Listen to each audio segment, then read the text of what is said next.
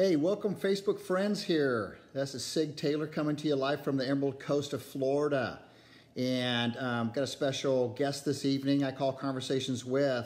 Friends of ours that are Facebook friends that are doing extraordinary things. I'm just getting ready to invite them in here and bring them here on camera. Give me a second here. Randy, can you hear me okay? I can hear you. How are you? Wonderful. I'm going to actually put my earplugs in here too. Doing great. Doing great. I appreciate it. I haven't had a chance to introduce you yet, Randy, so pretend like you're not even there. Anyway, we all have friends that are living dreams. And today I have a special guest. His name is Randy Pearson from Oakdale, California. Actually happens to be where I was born. And Randy is a Bassmaster Elite Pro and a Bassmaster Classic qualifier. Now, what does that mean? Some of you may not be familiar with bass fishing, but it's a billion-dollar industry. It's where a lot of men and women get in these boats that go about 70 miles an hour, and we chase these fish. And they're made up of largemouth bass, spotted bass, Kentucky spotted bass, and smallmouth bass. And these tournaments are held from either 1, 2, 3, or 4 days over a prolonged period. And at the end of each day, whoever weighs the heaviest 5 fish wins over that period, 1, 2, 3, or 4 days. And also, these prizes can go up to $1 million. Most of the professional tournaments are $50,000 to $100,000. So with that being said, I'd like to introduce Randy Pearson. Congratulations for making the Bassmaster Classic. Thank you. Thank you. It's like going to the Super Bowl. It's like going to the Super Bowl. And you've also made the Bassmaster Elite Pro Series, which the first one is coming up here early next month in Florida, correct? Yeah, it's getting real close. I think we're possibly within a week. So for leaving. Wonderful, wonderful. Before we get started on all that stuff, we got to start back to when you were a kid. Okay. Do you remember the first bass you ever caught? I do. What's kind of funny is I remember that first fish, and after that, I don't remember a whole lot of fish, but the first fish I ever caught, I was at Lake Don Pedro, and I was out with my dad in a little aluminum boat, and we kind of drove around and we put the boat on just on Schoolhouse Point, right across from the launch ramp, and I got out and walked one direction. I told my dad I was going to go this way, and he's like, okay, whatever. And I was probably 7 years old, roughly, give or take a year. And so I walked. I wanted to fish all by myself, and so I went down the bank, and I was throwing a Brawley bass bug, I think it was, and my dad always used to throw the blue with the purple man's jelly worm on it. So I was casting out, and all of a sudden I caught a fish, and I brought it in all by myself, and I got it, and it was flipping around, and I grabbed a hold of it, and then we did a little bit more catch and eat before we knew about the everything. So I ran back to my dad, and he kind of looked at me and goes, "Where'd you find that?" It wasn't where'd you catch it, where'd you find it?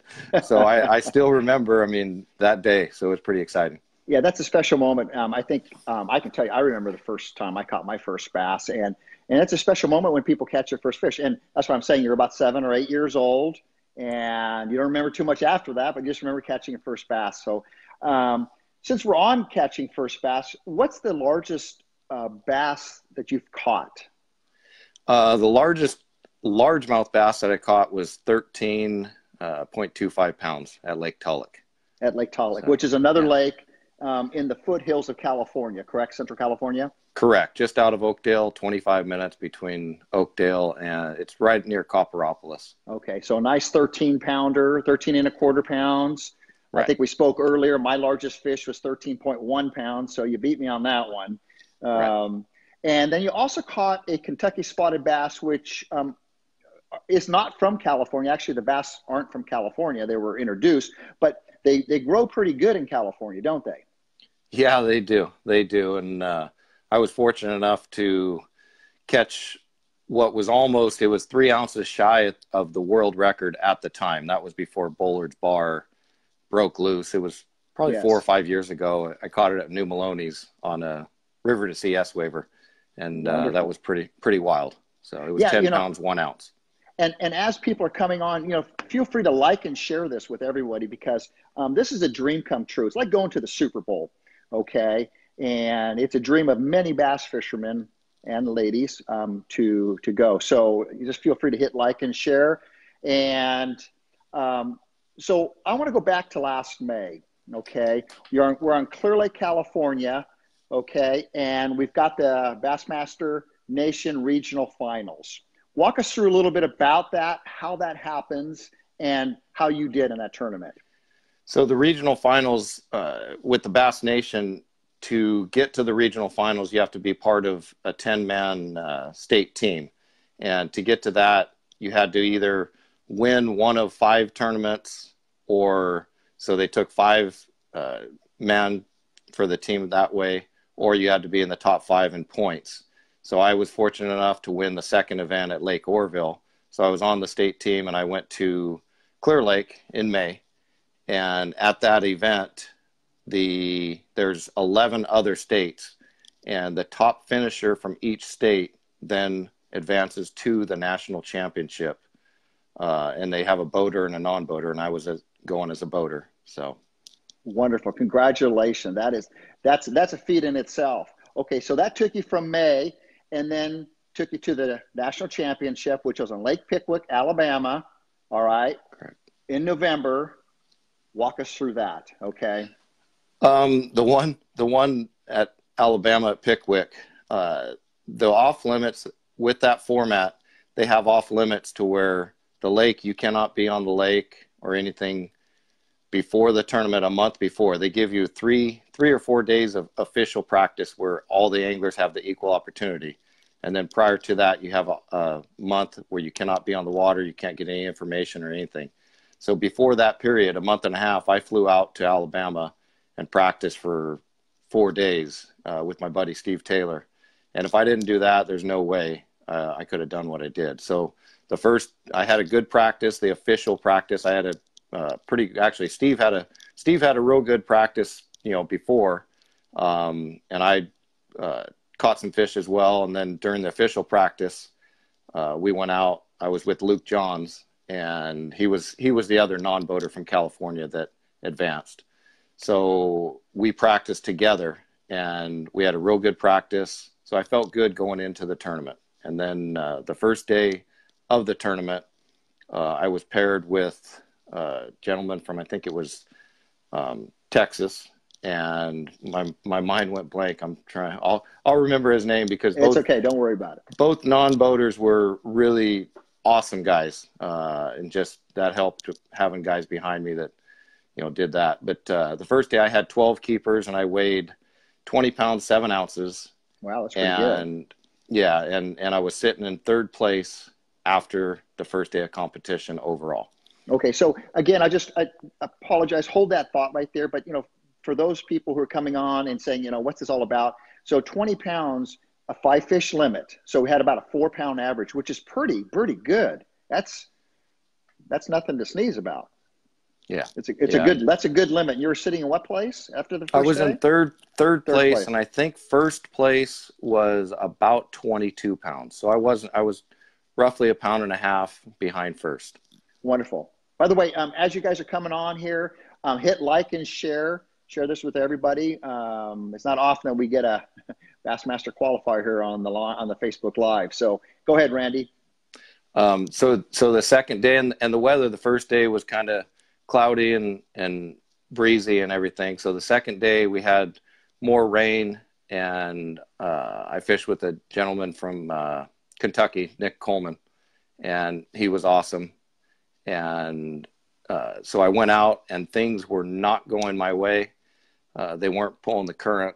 So, and with Lake Pickwick, when they don't pull the current, the fish tend to not feed as well as when they're pulling the current. And I had one fish at about 11 o'clock roughly, and I had a 2 o'clock weigh-in, or 2:15, and I had fished one stretch of bank it became my favorite stretch. And I went back to it for the third time around 11:15, and I proceeded to catch a 3-pound smallmouth. About 4 minutes later, I caught a 4-pound smallmouth, and about 5 minutes after that, I caught a little over 6-pound largemouth. Wow. So in a stretch less than 15 minutes, I got healthy real quick. And that day I only caught 6 keepers total for the day. I didn't lose any fish. Everything went perfectly. So it was a day that one of those fish, anything could have changed, and I wouldn't be sitting here today.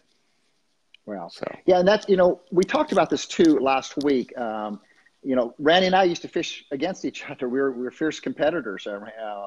And, when you mentioned pre-fish, okay? And you and I kind of have the same mindset when it comes to pre-fishing. And that is, we're not trying to catch fish. We're just trying to go look at areas and try to put the puzzle together, per se, correct? Right. It's funny that you brought that up, because a lot of guys that I fish against give me a bad time because they ask how I did in practice or pre-fish, and I only caught this many fish, or I had 10 pounds or whatever, and then the tournament rolls around and I do pretty good. So in the practice, what I try to do is either eliminate water or gain confidence in areas. So absolutely, as far as catching, I don't care what I catch in practice, because it does me no good. I can't weigh those fish in. Absolutely. And we talked a little bit about who we were fishing against, right? When we're fishing tournaments. Yeah. I think the biggest thing that when I used to fish is I was fishing against myself mentally. It's a mental game. And you can take yourself in and out very quickly. And you happen to go ahead. Let's continue with the Pickwick. Okay. But I wanted to kind of just go for a little side note. By the way, as you're coming on board here, just hit like and share. We appreciate it. I want to get this out to as many people. Randy, go ahead. Apologize for interrupting. You know where you left off at? So the second day, I came in to weigh in, and I think I weighed about 19 and a half. I think it was 19.7. And I jumped into first place. And the biggest thing was I then gained a 4-pound lead over second place, and I had an 8-pound lead over third place. And wow. At this tournament, the top 3 finishers, they all won a boat, and they all won a spot in the Bassmasters Classic. So terrific. And now? So going into the third day. Third and final day. Yeah, third and final day. We wake up in the morning, and it's crystal clear, freezing cold, 27 degrees. And my wife and Steve and my father-in-law, Tony, they all came down to see me blast off. And, that meant a ton to me. And I was real emotional during each day. And the first day I was probably the most emotional taking off. I got a little teary-eyed, just excited and stuff. But the last day, I led the pack taking off. They blast off in order that you sit in the standings. So I took off, and I went to my sweet spot that I had, and I started there, and right off the bat, I caught a 2-pound small, actually it was a spotted bass, that one was. And they had to be, I think, 15 inches if I remember correctly. So I put that one in the live well, and it got me calmed down and knowing, okay, yeah, this weather didn't affect them. They're still doing the stuff that I want them to do. And then shortly after that, I lost a 3.5-pound smallmouth that came up and jumped and spit my Kitech. So that one hurt. And about 5 minutes after that, I lost another 4-pound smallmouth on the same Kitech. So now it was potentially going to turn out the wrong way. Like I didn't want it to happen. So I kind of just regrouped, tried to figure out why those fish were coming off. And the only thing I could come up with was just their mean smallmouth in that river system and Pickwick Lake. So I needed to go to a little bit smaller hook with less of a gap, so they didn't have the leverage. So I changed hooks, and then I ran to some different areas, and I put 3 more keepers in the boat fairly quickly, and it got me calmed down to fish the way I needed to fish. Oh man, the So, mental game right there. yeah. You have what it takes, Randy. You have it. We're so proud of you. And okay, so go ahead. So, Finish up. so then that was probably around 11. So I ended up getting my limit at about 11:30. And again, this is the final day. I got a 2 o'clock weigh-in. So I run to an area and it was about 1 o'clock and I had an hour left and I pulled up and the current now is really, it's booking pretty good to where I had my Ultrex on high and I couldn't even hold. I was going backwards. So I just kind of drifted back with the current. Mm-hmm. And all of a sudden, right next to me, these shad are getting chased by bass. The bass were coming up trying to eat them. And so I reeled in as quick as I could, and I flipped my little hair jig out there and caught a 4.5 pounder. And I put that one in the boat. And the last day, we were not allowed to use nets to get us prepared for the Bassmasters Classic, which you cannot use nets. So I did that, and that was entertaining. Luckily, I didn't have a camera boat on me to see the couple of mix-ups I did, but we got all that situated. So I turned around and started the big motor and went right back up to where I had the action. I cast it out and caught a 3-pound 1-ounce largemouth. So at that point, when I had my limit, I knew that, okay, I'm going to be going to the Bassmasters Classic. So that kind of calmed me down, but over the years, I knew that the job wasn't over. And a lot of times when you get a decent limit, you kind of think, okay, you ease up a little bit. And I knew that from experience, I needed to keep going and keep going. And so when I caught those 2 fish at 1 o'clock, I thought that I had a realistic shot at winning the event. And during the whole time, even the first day, I never thought about winning the event. I thought about my first fish. And when I caught my first fish, it was thinking about my second and so on all the way until my 15th fish. I was taking it one fish at a time because I couldn't do well or whatever unless I had a limit each day and make sure I try to get the biggest fish possible. Absolutely. So. And we catch them one at a time, right? 5 fish, right. But you catch them one at a time. And you're allowed to catch as many fish as you want to, but you also are able to call and you want to keep the 5 largest fish for that day. Okay. You got them? You're coming in now. You got them. I'm coming in and, there was the one guy who was in second. He was catching a lot of fish and stuff. So I knew that I figured he was going to probably catch them pretty good. And I figured I didn't weigh 2 of my biggest fish. So I didn't know exactly what they were. And I figured I had roughly 13 to 14 pounds maybe. So when I came in, he was actually kind of the first one that I pulled up next to at the dock when I was pulling out. And he came by me and he says, I didn't catch him. And so, didn't catch him. Some guys not catching them is 15 pounds when they're expecting to catch 25. Yes. But he said, no, I don't even have a limit. So I knew right there, I was, okay, this became real quick. And my dreams could really happen. And so then I was kind of doing the math and I thought, if someone really catches them, they got to catch, 22 to 25 pounds. And even at that, they still might not be able to catch me. And then when I pulled up out of the water, they have a spot where they check to make sure your fish are still alive and they check the length. And I kind of, at that point, when they looked and they said, wow, you had a good day. I'm thinking, okay, well, it's 5 pounds less than what I had the previous days, but it must be pretty good because they were excited. They hadn't seen many big bags that last day. Wonderful. And the last day was the top 10, correct? Correct. It was the top 10. And then if there was anyone that wasn't in the top 10 from other region, from the Eastern, Central, or Western. Okay. Wonderful. Wonderful. Okay. You're there getting ready to weigh them in. What number were you weighing him in of the top 10? I was the last one to weigh in. You're the last one to weigh in. Yeah. So I went through and I knew, I think third place, he came in and he had a good bag and I heard the crowd kind of yelling and everything. So I was kind of little. I was concerned. I'm not gonna lie. I was like, okay, maybe he really smashed him, and maybe I didn't get it. But then Yes. when I heard his weight, okay, now I know for sure I won the tournament. So when they pulled the boat up to the stage, I was excited and everything, and looking back, I kind of visioned in my wildest dreams, this is exactly what I dreamed. I mean, this was my wildest dream. And in that dream, I always envisioned myself of, just losing it on stage and being emotional.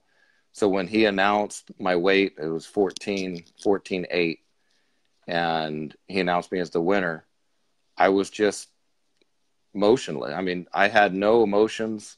I couldn't have cried or anything if I wanted to. I mean, there was no way. And everything was fine, and I happy as can be. And so then I went off the stage to see my wife, and that's when she hugged me, I hugged her, and I lost it like a little baby. I was absolutely bawling.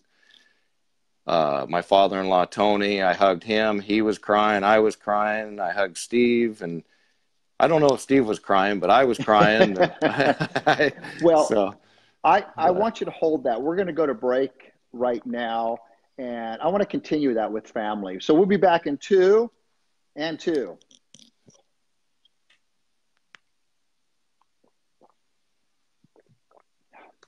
All right, we're back with Randy Pearson, who's the Bassmaster Elite Pro and Bassmaster qualifier from Oakdale, California.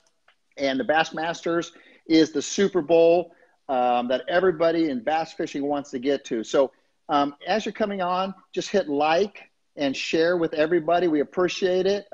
We're excited to be here with Randy. And Randy, just before we went to break, we left off with family. And you just won the Bass National Championship, first place, and you didn't lose it until you hugged your wife. Okay. Right. And as we're talking here on this Facebook Live, I am seeing your family. Your daughter just says, "Dad, I love you."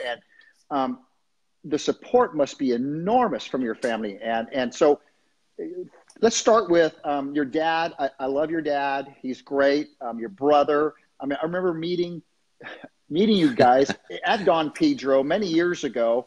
And the thing that got me about both of you, you guys both pulled in with 2 bass boats that are called winners. And I remember walking up to you and saying, "Hey, if you guys are winners, I want to get to know you." And all these years later, here we are on a Facebook Live. So talk a little bit about your family and what it means to have the support and who your biggest fan is.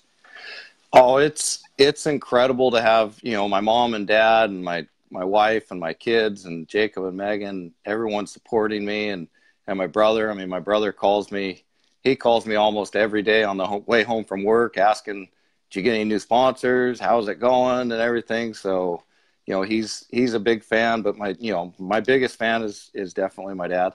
So, I mean, he taught me getting here where I'm at, and a lot of stuff. And he actually, there was an article in the Oakdale Leader that he didn't know about, and I actually forgot about doing the interview. And when I did the interview, I didn't realize a whole lot of things that I said and everything. So when he was at the coffee shop, they showed it to him. So I think he was pretty proud about it. And I'm definitely proud. And I couldn't have a better teacher.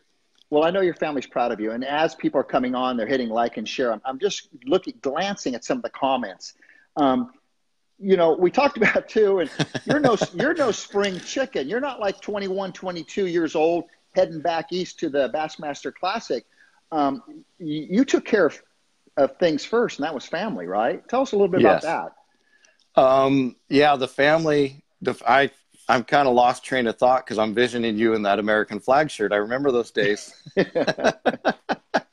Absolutely, I enjoyed it. And when I retired in 2007, it was all about family. And now my kids are just about out of the door here.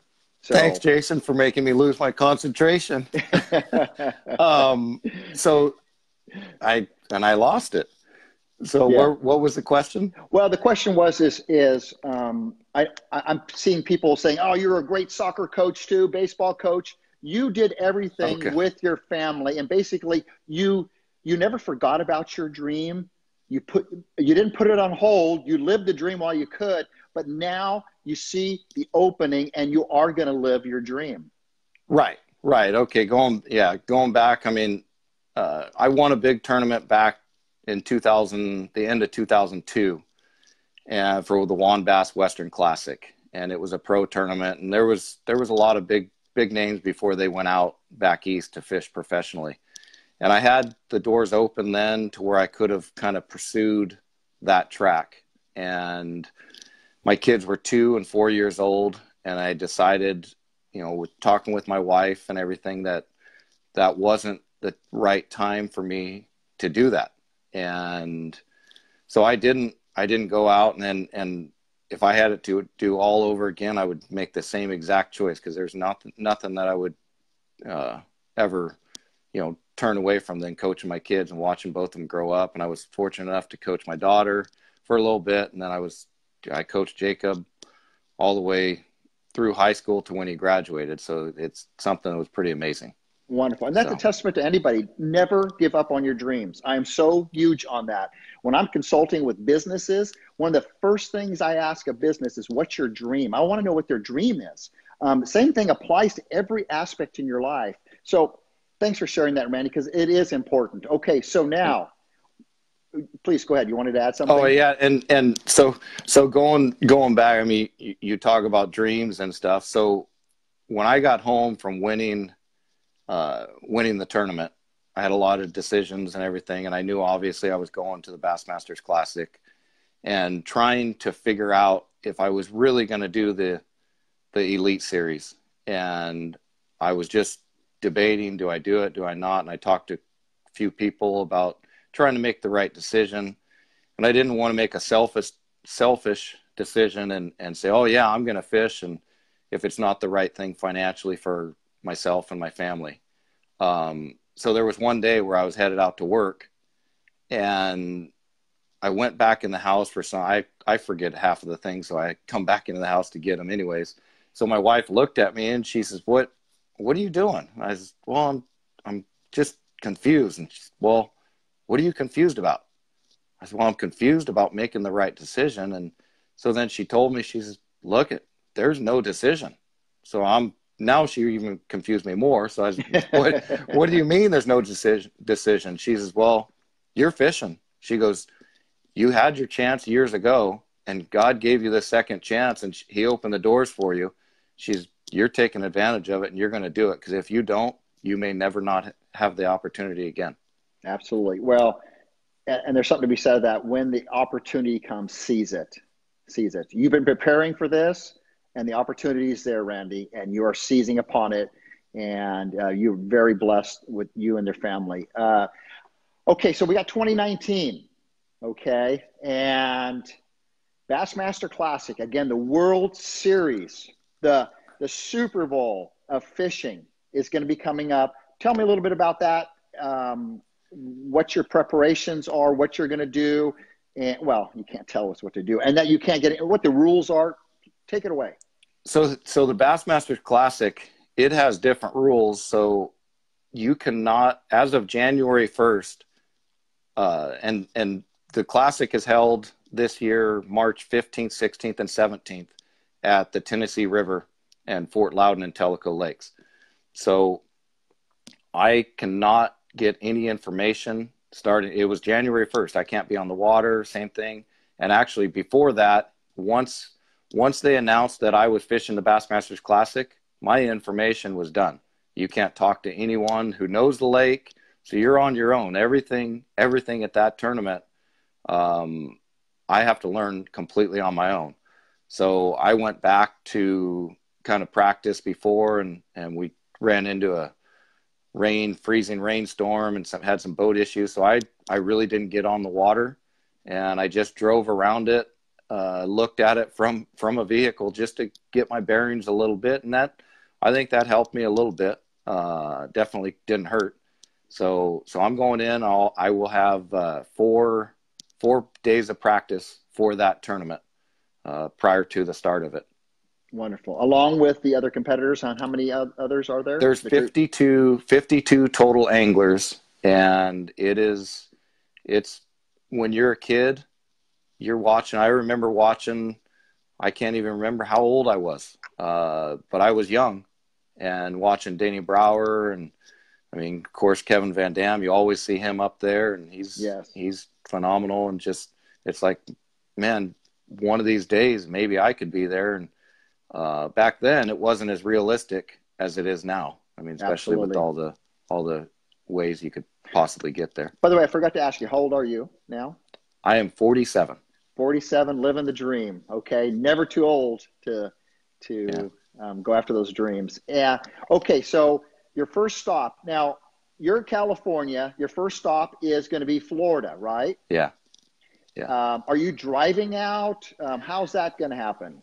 Well, it's as of right now, I really honestly don't know what I'm doing. I'm trying to get a new Toyota. Toyota's a big sponsor of Bassmasters. So I'm trying to get that, and it looks like that's going to happen. So if I happen to get that, buy the new truck before this tournament, I might leave on Sunday and drive it out there, or I might be flying next Tuesday or Wednesday. But the whole thing about it is I'm so fortunate and to have friends like I do. And Steve Taylor and Jennifer Taylor, I mean, they live in Georgia. So Yes. that's like my second, this year, that's going to be my second family. And I hope they like me and don't lock the door on me. Well, just so you know, I'm here on the beach. You got a place to stay with me always. Okay. So just so you know, Deidre would love to have you. Again, Randy used to stay at our house on Clear Lake all the time. Him and his dad, brothers, everybody would come and stay with us. So Randy, same invitation here. Okay. Just so you know, you got a lot of love, and I'm going to come see you. Now, when is the first stop, and where is the first stop on the tour? The first one on the tour is February 7th on the St. Johns River. And that's, it's about 5 hours, I think, from Georgia, where everything's going to be. So I'm having all my stuff shipped to Georgia. So Steve's going to be getting a whole bunch of equipment, all stuff. And I go pick up Bass Nation. They provide me with a boat because of the package that I won. So you get a free boat to use? I get a boat to use for a year, and it's a wrapped boat with Phoenix, and it's a Phoenix boat, and it's pretty incredible. And Bass Nation and Bassmasters, everything is just so amazing and awesome. So I get that, and I pick that up at Bass. I think it's at Bass headquarters. So I'll pick that up prior to the event, and that's why I'm leaving quite a few days earlier to go get that. So when I do that, then I'll drive back to Georgia and then load everything in it, and then we'll head out to Florida. And my buddy Steve is traveling with me. He's kind of like my caddy. So that's great. He's gonna shoot some live feed and everything. So we'll see. All right. Well, okay. So let's wrap up here a little bit. We talked a little bit about the Bassmaster Classic, which is going to be in March. You're going to have 2 tournaments under your belt before you get to the Classic. So some of those butterflies in your stomach will be gone. And at 47, who gets butterflies, right, Randy? Oh, you still get them. Great. And so sponsors, okay, Toyota Tundra, that sounds terrific. Any other sponsors you'd like to talk about? Well, Toyota's not a sponsor of mine. They're a sponsor of Bassmasters. Okay, so they're going to give you a truck, though. So you're going to No. I'm having to purchase my truck. Okay, so, gotcha. Yeah, no, they're just a sponsor of Bassmasters. Okay. Any other sponsors so, out there? So I just got one that I'm really excited. I can announce that Chicken Ranch Casino is sponsoring me. Oh, and that's not a fishing sponsor. So that's, I am so grateful with that whole opportunity. I mean, with them doing what they're going to, they're helping me out and partnering with me. I mean, it helps me live my dream. And along with Village Supply, and that's a new one. And another thing, I mean, every one of these sponsors just helps me live my dream. Dobbins rods, Lowrance, keeper worms, and then of course Cogburn Distributing here out of Oakdale. Brian and Brian, Tish, Brian and Tish, they're wonderful people. Wonderful people, absolutely. They've helped me out tremendously, and Power Pole's helping out a little bit, so it's really good. I'm very fortunate. And you're always open for new sponsors, right? Oh yeah, of course. You know, absolutely. I mean, definitely. Absolutely. Yeah. Absolutely. If anyone, we're open for any sponsors. That's great. So talking about that, how can somebody find you? How can somebody follow you? What's the best way? The best way is on Instagram at Randy Pearson Fishing, and I am going to have a fan page on Facebook, and it is as well Randy Pearson Fishing.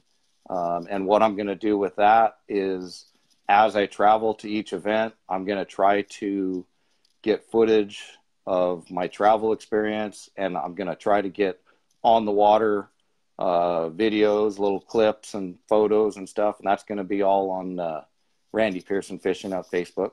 And then of course I have my other page, Randy Pearson, on Facebook, which I'm going to kind of go everything towards the fan page, because I will try to keep the whole fishing stuff that's going to be directed at fishing. That's and terrific. Then if anyone has any questions or anything, you can message me on Messenger or email at randypearsonfishing@gmail.com. Great. And this video is being recorded and will be downloaded, and we're going to get you your YouTube page set up too. Right. And at the end of it, we'll have that information written out so somebody can grab that information if they want to contact you, follow you. And, we're so proud of you. And by the way, as you're coming on, just hit like and share, okay? And we'll get this out to everybody. I'm seeing all the comments coming in, Randy. You have so many fans already. It's unbelievable. It's such a pleasure. It's kind of weird because I've never, this is a new experience, and people are probably wondering hopefully my eyes, you can't see them because I keep on looking at these comments and trying, it means a lot to me, and I appreciate it so much. Hi, Tammy. Well, here's the thing. You're so humble, and everybody that knows you and that has fished against you knows that too, that you're humble. And that's why we're so excited for you. And the Bassmaster Classic can be watched live. Just go to bassmaster.com. You can also follow Randy on there. But again, Randy's going to have a Facebook page, Randy Pearson Fishing. Instagram is at Randy Pearson Fishing. Email randypearsonfishing@gmail.com. Pretty simple there. My gosh, is there anything else that maybe I left out that I forgot to ask you that we talked about? Because we've been kind of talking for the last week about this and your excitement and everything. I have one question for you. Yes, and sir. It still bothers me to this day. Do you remember that time you beat me with a crappie jig? Absolutely. It's one of my proudest wins ever. Why don't you say something about that?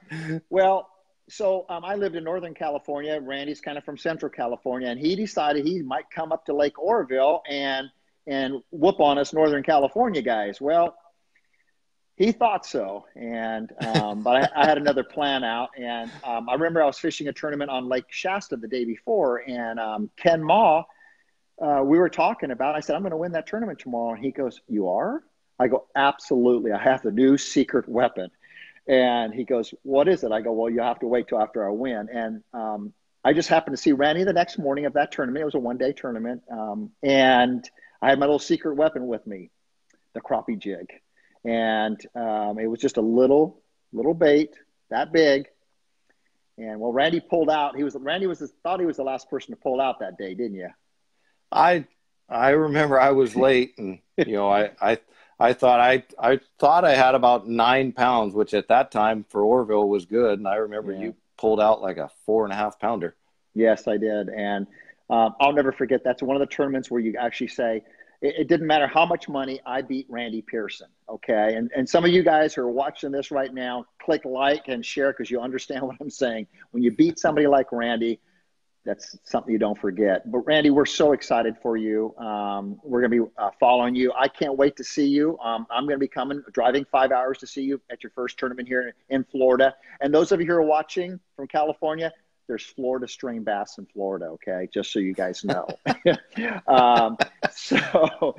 been a pleasure. I'm honored to have you as a friend, and you're the first guest on Conversations With. So next week, next week we're going to go from fins and tails to hooves and manes, okay? We have a world champion trainer on the next week. And Randy, good luck. We have no doubt you're going to do very well. We'll be rooting for you, okay? Thank you very much. I think I don't know if I'm more excited to get out there fish or hang out with you for a day. Or I can't wait to see you. Evening rather. Evening, so. Yes, absolutely. Can't wait to see you. Okay. Good night, everybody, and we'll see you next week. Bye-bye. Okay. Thank you.